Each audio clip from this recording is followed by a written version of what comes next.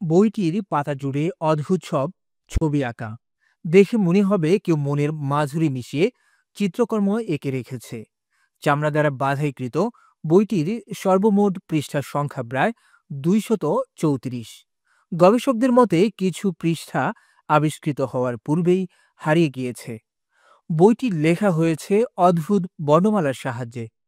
ইতিহাস ঘেঁটে এরূপ কোনো বর্ণমালার অস্তিত্ব বের করতে ব্যর্থ হন ইতিহাসবিদরা। আধুনিক কম্পিউটারের সাহায্যে পরীক্ষা চালানোর পরেও এর বর্ণমালার রহস্যের সমাধান করা সম্ভব হয়ে ওঠেনি। ইতিহাসবিদরা এই রহস্যময় বইয়ের রহস্য ভেদ করতে চেয়ে বারবার গলদঘর্ম হয়েছেন। রহস্যময় এই বইটির নাম ভয়নিচ পাণ্ডুলিপি। কেউ কেউ আবার একে বলেন ভয়নিক পাণ্ডুলিপি। আমরা দুই নামেই একে অবহিত করব আমাদের এই ভিডিও জুড়ে। ভয়নিচ পাণ্ডুলিপি, যার নামে সেই ইতালিয়ান ব্যক্তি আলফ্রেড ভয়নিচ ছিলেন পেশায় ব্যবসায়ী। ব্যবসার জন্য বই কিনতে বের হয়ে প্রথম তার চোখে পড়ে এই অদ্ভুত হাতে লেখা বইটি। হাতে নিয়ে কিছুক্ষণ পরখ করে দেখার পরেই কৌতূহলী হয়ে ওঠেন তিনি, কারণ তিনি বইয়ের লেখা কিছুই পড়তে পারছেন না। ভয়নিচ নিজে অনেক ভাষায় পারদর্শী ছিলেন, কিন্তু এরকম বর্ণমালা এর আগে কখনো দেখেননি। তাই দেরি না করে কিনেই ফেললেন বইটি। বাড়িতে বসে তিনি বুঝতে পারলেন এই বইটি সাধারণ কোনো বই নয় এবং এর ঐতিহাসিক গুরুত্ব আছে। ভয়নিক পাণ্ডুলিপিটি আকারে ছোট, মাপ ৬ ইঞ্চি বাই ৯ ইঞ্চি। প্রতিটি পৃষ্ঠাই বেশ পুরো। এই পাণ্ডুলিপির মোট পৃষ্ঠা সংখ্যা ২৪৬। পাণ্ডুলিপিটি এমন এক ভাষায় লেখা যে ভাষার সাথে পৃথিবীর কোনো ভাষারই মিল নেই, এবং এই ভাষার কোনো বই বা পাণ্ডুলিপিও এ পর্যন্ত পাওয়া যায়নি। প্রায় প্রতিটি পাতাতেই আছে রংচঙে সব ছবি, অলঙ্করণ আর লেখা।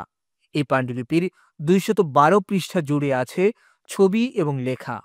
বাকি পৃষ্ঠাগুলোতে শুধুই হস্তলিপি। ভেতরের চিত্রকলাগুলো আঁকা হয়েছে লাল, নীল, বাদামি, হলুদ ও সবুজ এই ৫ রং দিয়ে। কার্বন ডেটিং করে জানা গেল বইটির বয়স অন্তত ৬০০ বছর। গবেষকদের মতে কিছু পৃষ্ঠা আবিষ্কার হওয়ার পূর্বেই হারিয়ে গেছে। বইটি লেখা হয়েছে অদ্ভুত বর্ণমালার সাহায্যে। ইতিহাস ঘেঁটে এরূপ কোনো বর্ণমালার অস্তিত্ব বের করতে ব্যর্থ হন ইতিহাসবিদরা। আধুনিক কম্পিউটারের সাহায্যে পরীক্ষা চালানোর পরেও এর বর্ণমালার রহস্যের সমাধান করা সম্ভব হয়ে ওঠেনি। আর সবচেয়ে অবাক করা তথ্য হচ্ছে, পাণ্ডুলিপির বর্ণমালায় এখন পর্যন্ত প্রায় ১৭,০০০ ধরনের বর্ণের সন্ধান পাওয়া যায়। এছাড়াও লিখিত বর্ণনার সাথে বিভিন্ন হাতে আঁকা ছবির সংযোজন বইটিকে আরও রহস্যময় করে তুলেছে। ইতিহাস ঘেঁটে দেখা গেল এই বইটির মালিক ছিলেন হাবসবার্গের রাজা দ্বিতীয় রুডলফ। খুবই খেয়ালি স্বভাবের ছিলেন তিনি। একবার তার মাথায় কি ভূত চাপল, দুনিয়ার সব বেটে খাটো বামনদের নিয়ে রীতিমতো এক যুদ্ধবাজ বাহিনী গড়ে ফেললেন তিনি। কদিন পরেই আবার উল্টো কাণ্ড। এবার রাজার খায়েশ দৈত্যাকৃতির মানুষদের নিয়ে সেনাদল করার। এমন অদ্ভুত সব বাতিক ছাড়াও দুর্বোধ্য সব ধাঁধা, সংকেত, গুপ্ত ভাষা, এসব কিছুতে রাজার আগ্রহ ছিল বাড়াবাড়ি রকমের। ঘন্টার পর ঘন্টা ঠায় বসে এসব খটমটে বিষয় নিয়ে মাথা ঘামিয়ে ভীষণ সুখ পেতেন রুডলফ। তার এই গুপ্ত ভাষা আর সংকেতপ্রীতির কথা টের পেয়ে কিনা জানি না, একদিন রুডলফের দরবারে কোথা থেকে অজানা অচেনা এক আগন্তুক এসে হাজির। রাজার কাছে পুরনো এক পাণ্ডুলিপি বিক্রি করতে চায় সে। রাজা দাম জানতে চাইলে আগন্তুক ৩০০ স্বর্ণমুদ্রা দাম হাঁকল। রুডলফ বইটি দ্রুত কিনে নেন। তার পতনের পর তার কোনো সভাসদ বইটি নিজের কাছে রেখে দেন। মোটামুটি ৫ ভাগে ভাগ করা হয়েছে পুরো ভয়নিচ পাণ্ডুলিপিকে। ছবি লেখা মিলিয়ে প্রথম এবং সবচেয়ে বড় অংশটির আকার ১৩০ পৃষ্ঠা, যেখানে রয়েছে বোটানিক্যাল বিভাগ। দ্বিতীয় ভাগ ২৬ পৃষ্ঠা, জ্যোতির্বিদ্যা বিভাগ। তৃতীয় ভাগ ২৮ পৃষ্ঠা, জীববিদ্যা বিভাগ। চতুর্থ ভাগ ঔষধপত্র সংক্রান্ত।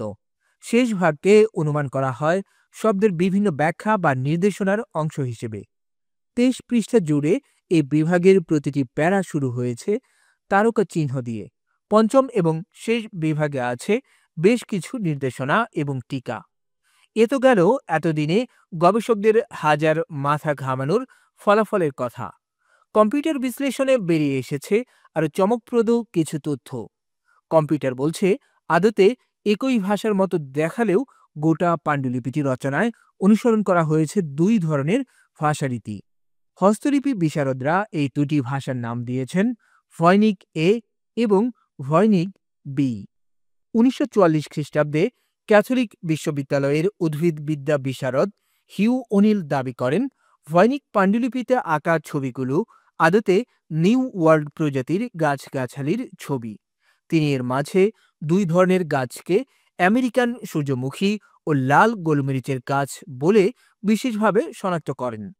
তিনি অভিমত দেন, এই সূর্যমুখী হচ্ছে সেই সময়কার যখন কলম্বাস ইউরোপে প্রথম সূর্যমুখীর বীজ নিয়ে এসেছিলেন। এর অর্থ দাঁড়ায় 1493 খ্রিস্টাব্দের কোনো এক সময় লেখা হয়েছিল এই পাণ্ডুলিপি। কিন্তু অনিলের ব্যাখ্যায় গলদ আছে। আসল গোলমরিচ ও সূর্যমুখীর সঙ্গে রংসহ অনেকাংশেই অমিল ভয়নিক পাণ্ডুলিপিতে আঁকা গোলমরিচ ও সূর্যমুখীর। বইটির মালিক উইলফ্রেড ভয়নিচ প্রথম বিশ্বযুদ্ধের সময় সপরিবারে পাড়ি জমান যুক্তরাষ্ট্রে। সেখানে যাওয়ার পর তিনি বেশ কয়েকজন বিশেষজ্ঞকে তার পাণ্ডুলিপির কথা জানান। তারা ভীষণ কৌতূহলী হয়ে পড়েন ভয়নিচের কথায়।